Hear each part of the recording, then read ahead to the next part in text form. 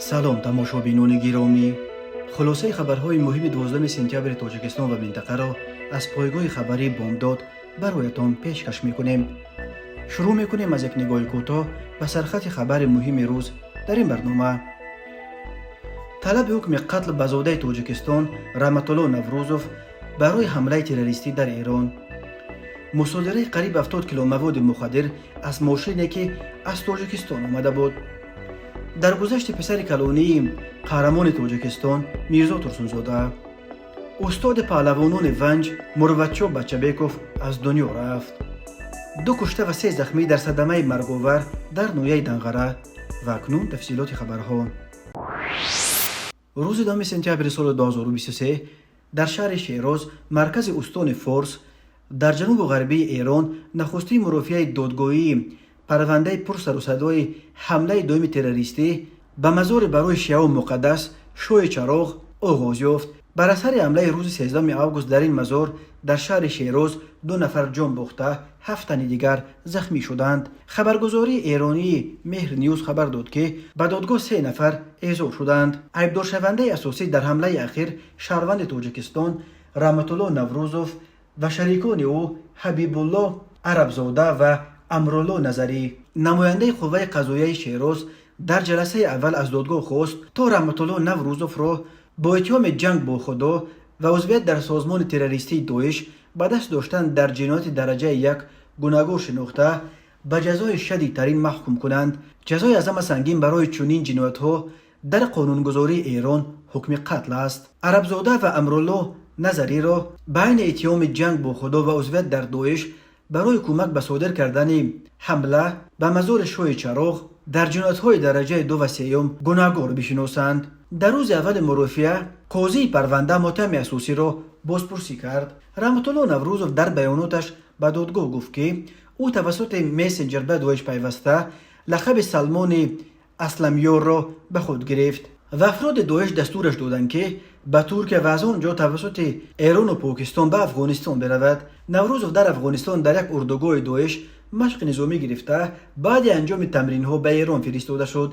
این زاده تاجیکستان تقریبا 1 ماه در منزل در نزدیکی مزار شاه چراغ زندگی کرده. در این مدت دیگر باره با افراد داعش رابطه برقرار کرد و آنها راهنماییش کردند که سلاح‌های برایش آماده شده را در کجا پنهان کردند و آن را چگونه بگیرد. نوروزوف همچنین بیانات داد که به او امر داده بودند که روز حمله با خود 2 ظرف بنزین بگیرد، ولی او با خود در بورخلدش همگی 1 ظرف 1.5 لیتری بنزین داشت. به بالای این او را هنوز تا زمانی که قالین‌های مزار شاه چراغ را بنزین ریخته آتش بزند دستگیر کردند. رحمت الله نوروزوف با خود هنگام حمله در دست 1 اتومات با 8 مگزین عبارت از 240 تیر داشت، ولی تا لحظه بازداشتش توانست که بالای زائران همگی 11 تیر خالی بکند. طوری قبلا خبر دادیم روز 13 آگوست 2 مرد سلاح به دست به مزار شاه چراغ در شیراز حمله کردند. سازمان تروریستی داعش مسئولیت حمله شیراز را به دوش گرفت و آن را انتقام برای اجرای حکم قتل 2 عضو خود در ایران نامید. تلگرام کانال رسمی بازخانه ولایت سرخندری ازبکستان روز 12 سپتامبر سال 2023 خبر داد که کارمندان بازخانه سر آسیا در مرز این ولایت با شهر ترسونزاده تاجیکستان در داخل ماشین بارکش تمغه والوو که خالی و به یگان بار از تاجیکستان وارد شده بود تقریبا 70 کیلو مواد مخدر یافتند. گذرگاه سر آسیا در روبروی گذرگاه پختاواد تاجیکستان جایگیر شده است. این مقدار بزرگ مواد مخدر را صبح بر وقت پنجشنبه 7 سپتامبر سال 2023 از داخل ماشینی که ساعت 05:08 دقیقه مرز تاجیکستان با ازبکستان را عبور کرده وارد منطقه تفتیش گمرکی باجخانه سر آسیا شده بود پیدا کردند. شاهروز ارالوف سخنگوی باجخانه ولایت سرخندری گفت مواد مشکوک را در کابینه راننده با کمک دستگاه رنگین یافتند. در نتیجه گفتگو به عمیق‌تر با جلب نیروی انسانی از کابینه راننده از زیر ابشیفکه در عموم 66 بسته با مواد مشکوک، 30 بسته با مواد رنگش سفید و 36 بسته با مواد رنگش تیره دریافت و مصادره کردند. تشخیص بعدی نشان داد که آن مواد سفید در 30 بسته جابجا کرده شده هیروئین و مواد تیره در 36 بسته حشیش بودند. در رابطه با این حادثه پرونده جنایتی آغاز کرده شده تفتیشات ادامه دارد. تاجیکستان که با افغانستان منبع اساسی تولید هروئین و افیون و شیش دنیا 1425 کیلومتر مرز مشترک دارد، در سالهای اخیر به یک مسیر عمده قاچاق مواد مخدر افغانی تبدیل یافته است. یک قسم اعظم این مواد مخدر از جانب قاچاقبران با استفاده از قلمرو ازبکستان به بازارهای سیاه شمال سیاره اساساً به روسیه و قزاقستان انتقال داده می شود. مسعود ترسونزاده پسر کلانه شاعر معروف و قهرمان تاجیکستان میرزا ترسونزاده صبح 12 سپتامبر سال 2023 از عالم چشم پوشید. سالهای آخر مسعود ترسونزاده از بیماری قند رنج میکشید و همین بیماری در نهایت سبب مرگ او شده است. در وقتش در سال 1977 محض سبب مرگ پدر شورتیار او نیز بیماری قند شده بود. مسعود ترسونزاده را روز 12 سپتامبر در آرامگاه سر آسیا شهر دوشنبه به خاک می سپارند. میرزا ترسونزاده 3 فرزند، 2 پسر و 1 دختر داشت. پسر خردی او پرویز ترسونزاده که رشته شرقشناسی دانشگاه دولتی تاجیکستان را ختم کرده به حیث ترجمان در عراق، سپس در استودیوی دوبلاژ تاجیک فیلم و سالهای اخیر در شرکت واولون کار کرده بود، 2 سال پیش 31 ایول سال 2021 وفات کرد. مسعود ترسونزاده که اختصاصش فیزیک و رادیوتکنیک بود، سالها رهبر کالج تکنیکی تاجیکستان بود و سالهای اخیر در ساحه علاقه مبیلی کار میکرد. با درگذشت هر دو پسر میرزا ترسونزاده از فرزندان او تنها دخترش فیروزه ترسونزاده باقی ماند. فیروزه ترسونزاده نخستین دختر تاجیک بود که رشته فلسفه دانشگاه دولتی مسکو را ختم کرده عمر خود را به تحقیقات علمی بخشید و صاحب عنوان نامزد علم‌های فلسفه و پروفسور شد.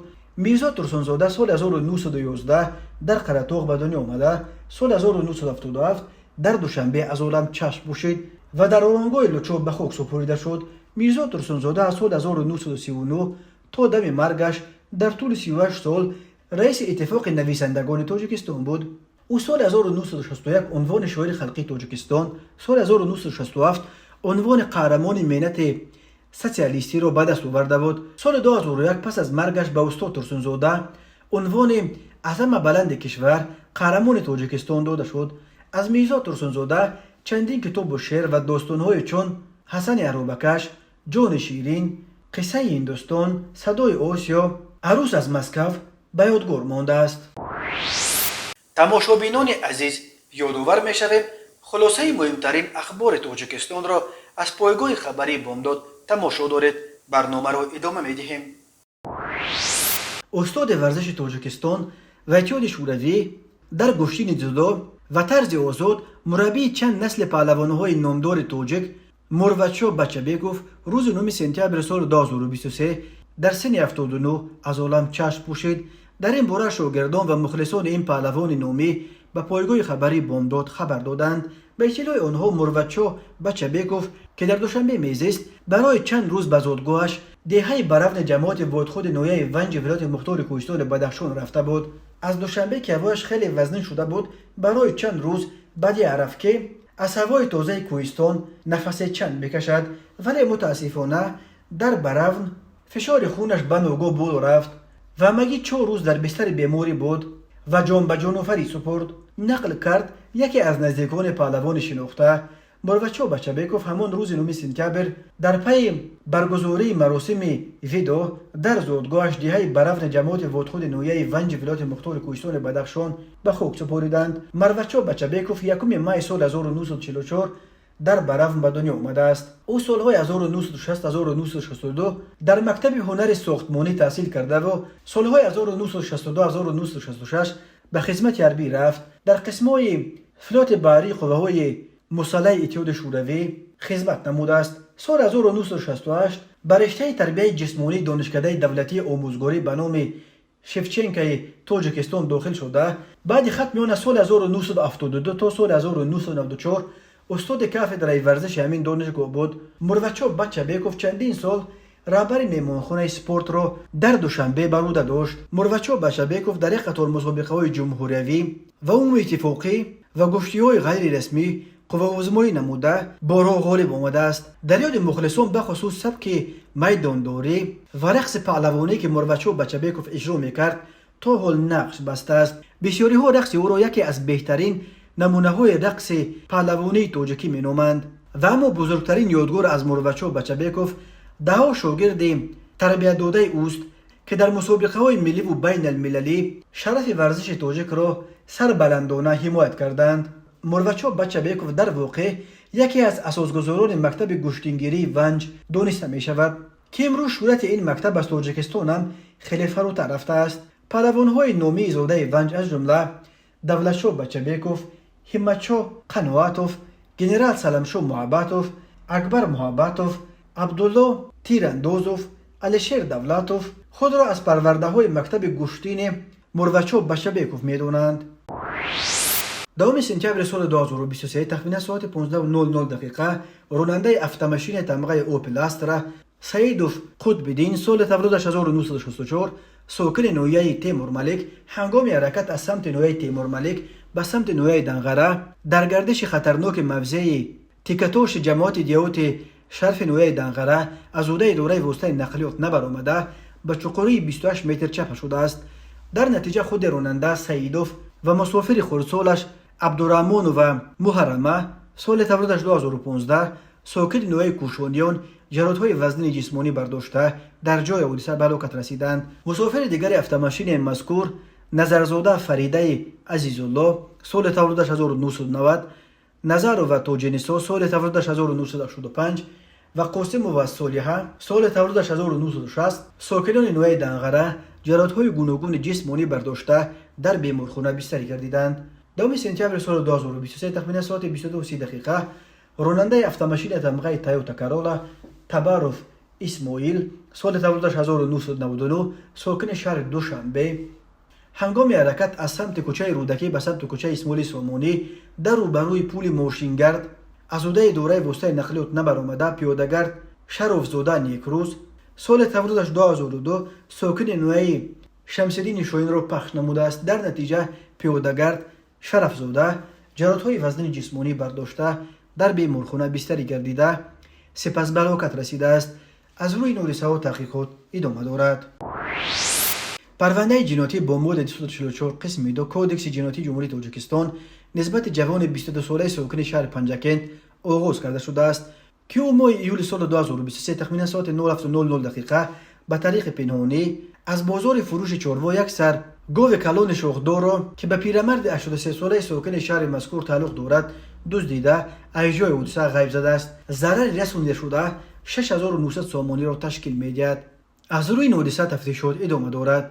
در نتیجه گذراندن شورابینی‌های اپراتیوی جستجویی از جانب کارمندان میلیسیا مرد 39 ساله ساکن شهر ایسار با گمان صادر نمودن کردار قلابی دستگیر کرده شد.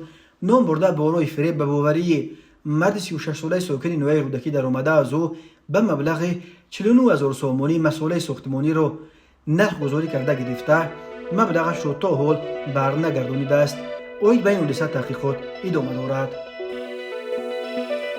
تماشابینان عزیز و گرامی، این بود مرور به خلاصه چند خبر مهم امروز تاجیکستان. خبر و گزارش های بیشتر از تاجیکستان و درباره تاجیکستان و اطراف آن را در سامانه پایگاه خبری بامداد در این نشانه پیگیری نمایید: www.bomdad.com. خوش باشید.